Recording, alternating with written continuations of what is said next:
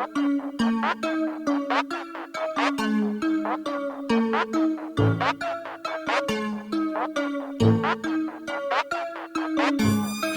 and welcome to this week's Whole Week Costa. For Kev, I'm Jay, and today we're going to be talking about both parts of a two-part. There's no split in between weeks. The first one is Grievous Intrigue, where we get the return of General Grievous, and the second episode in this two-parter is The Deserter. Kev, you want to start us off with Grievous Intrigue? Yep, Season 2, Episode 9, Grievous Intrigue. A Jedi Master is taken hostage and tortured by General Grievous. Anakin, Obi-Wan, and Adi Gallia devise a daring rescue plan, but they soon realize the General has a plan of his own. Go ahead. I think we're both excited to talk about this. Go ahead. Yeah, the first thing I want to talk about this episode, and I think the best thing about this episode so far, because we've been only watching the same 3 Jedi, is we're introduced to 2 new Jedi. That is cool, but then we got to learn how to pronounce their names, which is always sometimes hard. Although I mean, Adi Gallia has been in other things, and I believe she's going to be a lot bigger going forward from here. She was also in the prequel movies, but I don't know. I don't remember if we actually knew her name in that.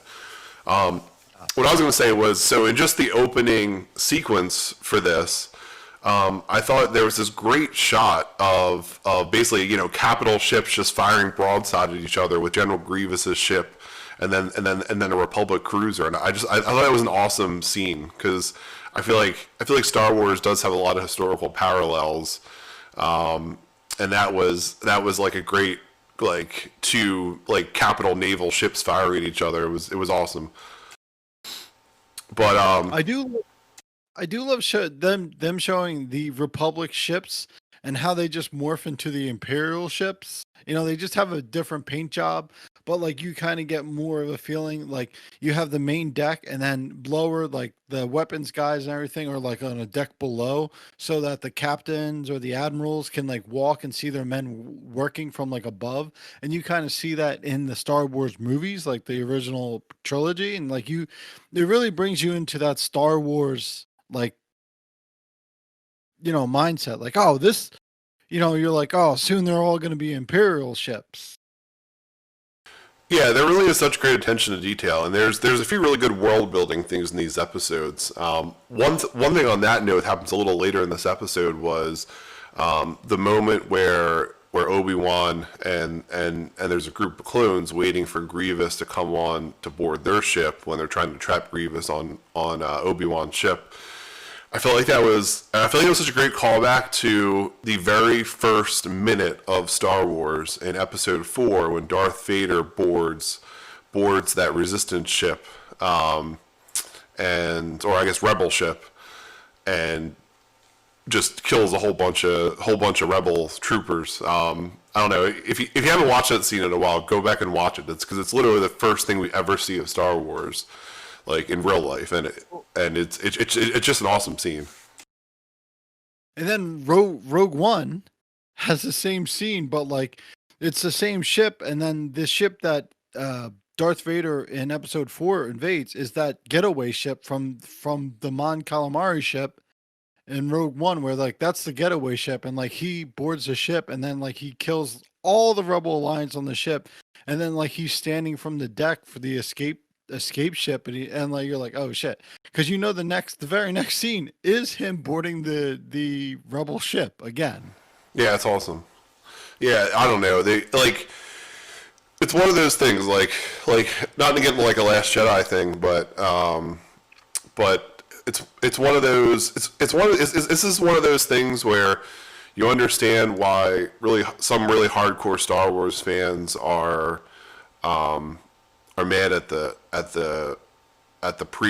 sequel trilogy, because you see in these other forms of media and these older movies such ridiculous attention to detail and world building continuity, and then when that stuff you kind of see when people care how fucking good it is, and versus I don't know, when people just want to tell their own story in the Star Wars universe, it's just, I don't know. I mean, this could be a whole episode talking about that. You don't have to be beholden to the super fans, but you can tell a good story and keep those people happy if you care to do it, you know? Right. Yeah, like just like the Mandalorian, you can tell a good story that's in the backdrop of the original story because like there has to be nods to like this galactic war that lasted years, the second galactic war or whatever, that lasted years, and you still tell a good story. And like they in the Mandalorian, they bring up like Jedi or like the Empire, and they're like, whatever, like that was 5 years ago. Yeah, like with the sequel trilogy, it's not about quality, it's about caring. It's about like, do the people make it care about the story? And I think a lot of people argue that they don't. I don't really know. And honestly, like I don't want to be totally negative about that. I don't know. I joined a few weeks ago. There's this r/Star Wars Cantina. It's a pretty good subreddit if you've never looked at it. The goal is all positive stuff. Like, you're not allowed to post negative stuff on there about Star Wars. So there's some like love for the sequel trilogy on there, and I like to see that stuff, to see people's opinions on that. And I obviously love for like other parts of Star Wars too, but so I don't want to be totally negative about it, but I don't know. Yeah, I just think there's a difference when you hear. The other thing that I thought in the very beginning of watching this episode was, do we only see the worst of Grievous? Because I feel like we talked about this before. We sort of see the Jedi part of the story. So we see Grievous running away again. We see Grievous abandoning a ship again. But then in the opening narration of this episode, they say like, "Oh, General Grievous has won all these victories like across the galaxy." So are we just not seeing those, like, just because of our perspective? Yeah, I don't think we're seeing those, but like I do believe like Grievous is a good guy, but like this whole plan is like, I'm gonna trap like he's too stuck on killing Obi-Wan. Like he's like, I want to kill Obi-Wan. Like he's too stuck on it. Like that's his white whale. Like he's Ahab, and that's his white whale. And like he's just so stupid about it. You know what I mean? Like he's so good at everything. He's winning victories. He's good at strategy. Like he's listening to a strategy robot. And then like once he's like, oh, that's Obi-Wan's ship. You know what I mean? Like he doesn't listen to a strategy robot anymore. Like he backhands droids and he's like, I'm gonna go kill him. And you're like, stop trying to kill this guy. Like he's obviously like, you're like Grievous, you're killing Padawans and he's a master. You can't go after him. So you see his fail because he is originally like a hunter, an assassin, and a warrior. And he's not a general, but he wants to like kill this white whale basically. Yeah, it's true. But I mean, it seems like it's kind of mutual, right? Because I mean, Obi-Wan's also really obsessed with him. I mean, we see in these two episodes Obi-Wan pissed off, and like I feel like you don't see that a lot.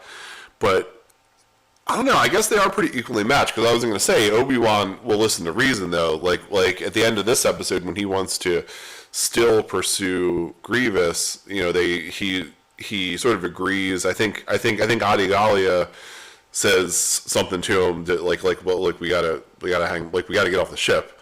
Yeah. But so he like listens to reason there.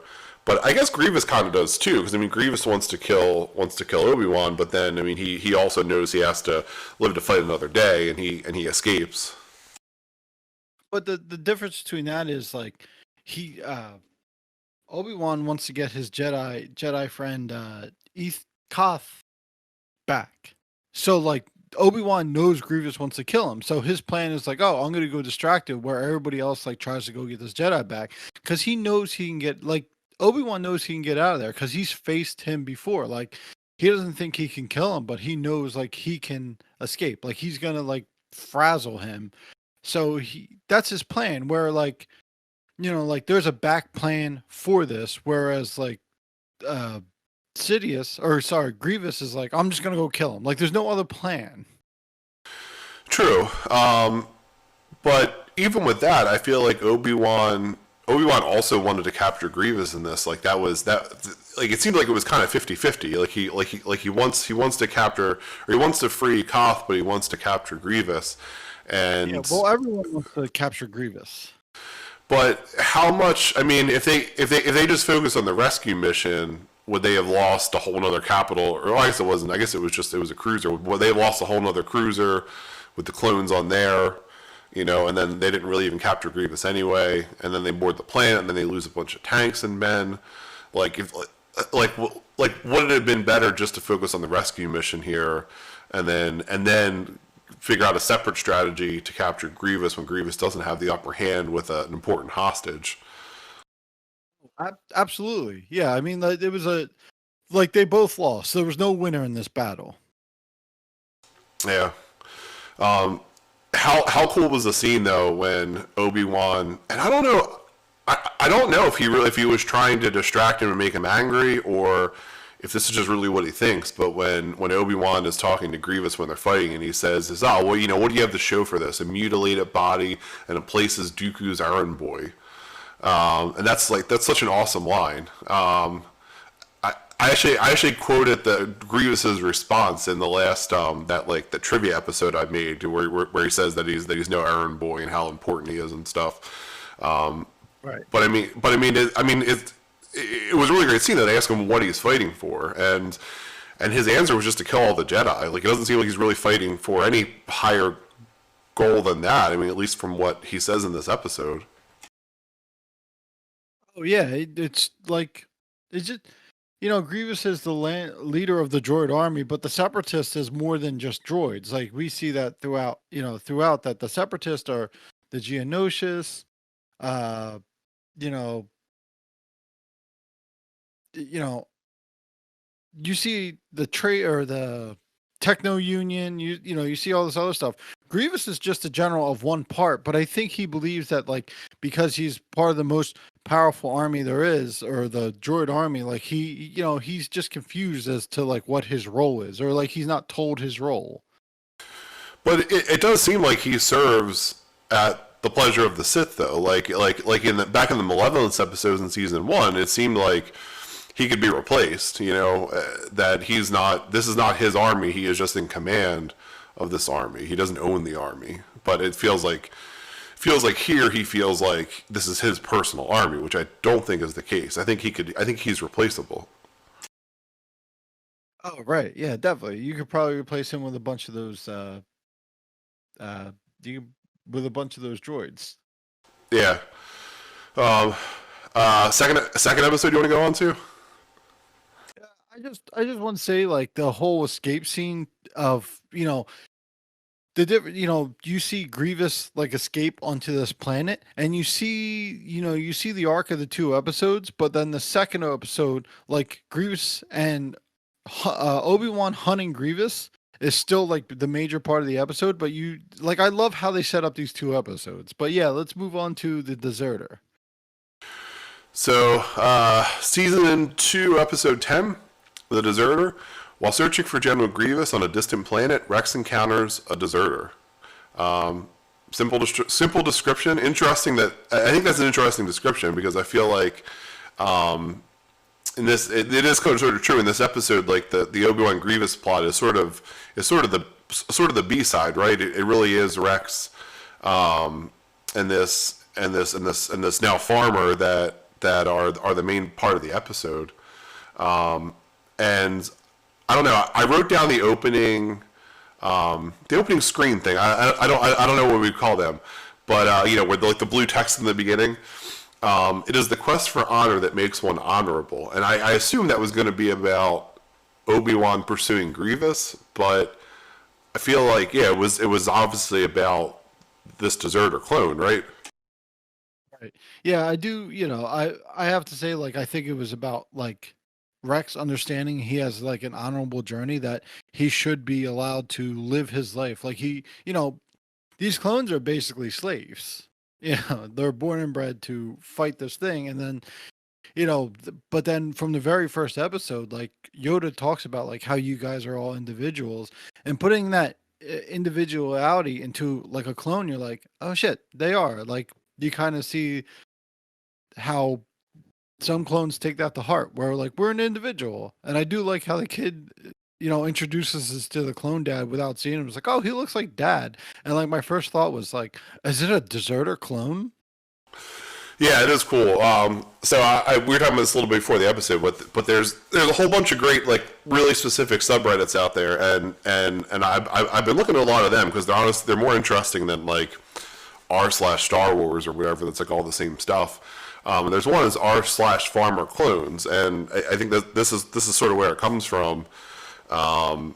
Because this is the first time that we see something like this. So when I saw that, I feel like r/Farmer Clone sort of spoiled this episode for me. But yeah, I guess maybe you would have thought that even if you didn't know about that other context. I was saying too, there's also r/Clone who punched a droid, and there is so much droid punching in these two episodes. But no, I think it's a good point to call back to the first episode of Clone Wars in season 1, where I mean that introduces us to the clones and gives us this thing about how they're all different in the Force, you know, and then this just drives it home, and it's awesome to have that follow up and again just to give us that cognitive dissonance between like, okay, they're clones, they're expendable, we see them die all the time, no one seems to even bat an eye when they die, but they're actual human beings also. Yeah, it just and then like. How long was that clone there that he raised like a whole family? You know, that's crazy. Like it feels like it was like the beginning of the war. He was like, "I'm out of here, guys," and like you're like, "Wait, what?" Yeah, right. Because he looks a little older. I kind of wonder if that works chronologically, right? Because the clones were made pretty recently, or at least they were the first batch of clones. Because don't we see the first batch of clones in one of the prequel movies, and we're right in the middle of the prequel movies here. Yeah, the Clone Wars only last 3 years. Yeah, so it was Separatists versus the Republic, and then like the Battle of Geonosis, where the clones are introduced, and like now we're at the second Battle of Geonosis. Yeah, we got to think about this a little more. If this maybe I'll look on r/Farmer Clones if anyone's talked about this, or if not, maybe I'll make a post there about this and see what people think about the chronology of this. But yeah. So anyway, so super interesting part of the story. The other thing too that I had said last week in our thing was whether I don't know that I felt like in a lot of these battles, the clones were kind of useless because you would see, I mean, clones would take out basic droids, but you never saw them take out a higher level droid or take out a commander of any sort. And then, of course, and I said, whenever I started to think that, they always address it. And both these episodes, you see clones take out commando droids, and then obviously in this episode, you see basically 1.5 clones since Rex was injured take out 20 commando droids. In big ass gun. Yeah, I know. With his musket, with his like laser musket is what it looked like, which I guess was this great like farmer, like old Western aesthetic that he has this just long rifle that he's defending his farm with, but. Well, he's probably just a simple man trying to make a living in the galaxy. Yeah. Oh man, what were some of the old Western movies we talked about when this used to be a movie podcast? I don't think we talked about one Western. We did. We watched a couple of great Westerns. Oh, really? Yeah. I remember. Pepperidge Farm remembers.